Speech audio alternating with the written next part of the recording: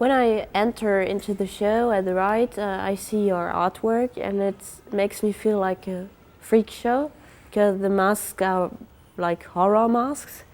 Can you explain this a little bit? How did you generate? Sure.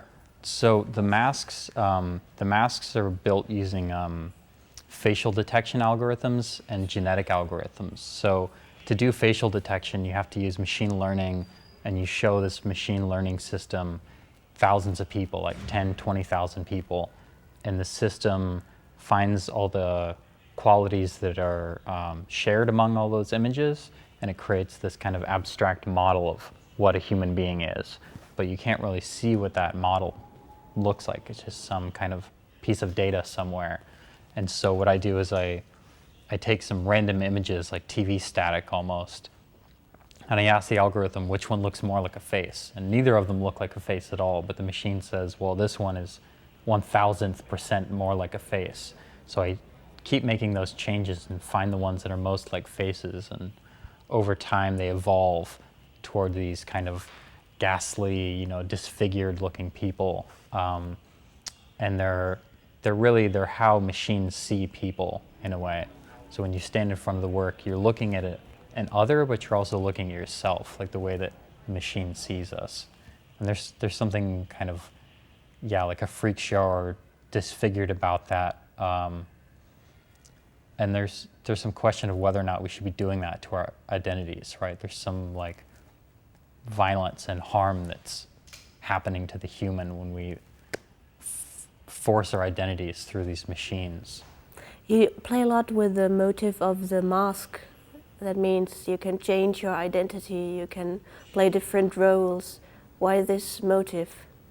It's interesting the way that you stand in front of the work, and it becomes your face, like I said, but also the face of the other. And there's an interesting thing where each of the masks kind of look like these spirits from this algorithmic world. They're like, one of them's kind of playful, and one of them's very abstract, one of them's kind of comical. So they're kind of like these emotional states from the machine or something like this. There's all this big data and machine-to-machine communication, but this is giving that big data a body and having a place to point and say, like, this is what the algorithm's doing. Like, there's some physicality to it now.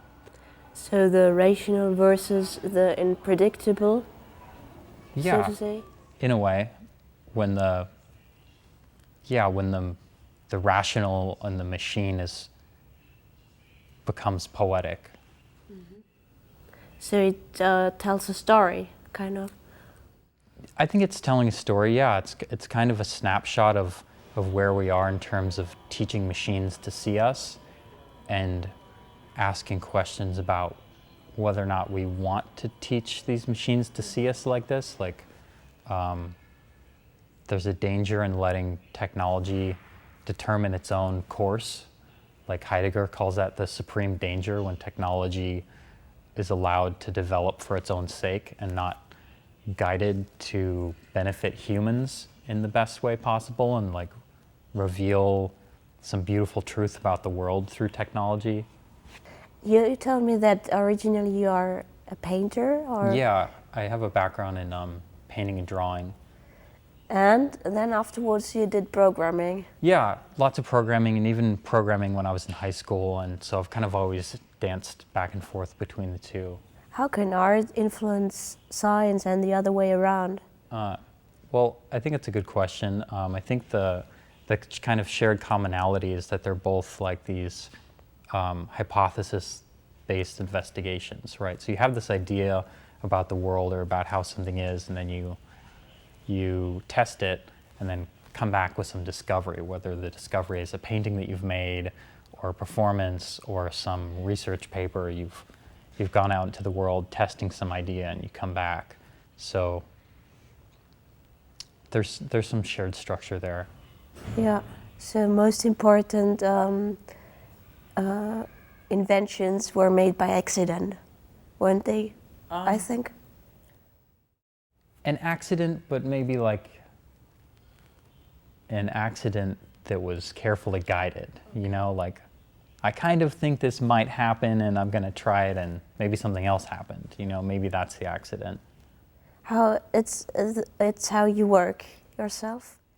Yeah, I mean, sometimes I have ideas and I know exactly what it is I'm going to make, and then it's just a matter of doing it. But along the way of making something, you run into all of the chaos of the world and all of the entropy, and you try to make something and the part isn't available or the thing breaks or the physics of the world stops you from doing it. So I think that's a nice kind of border there.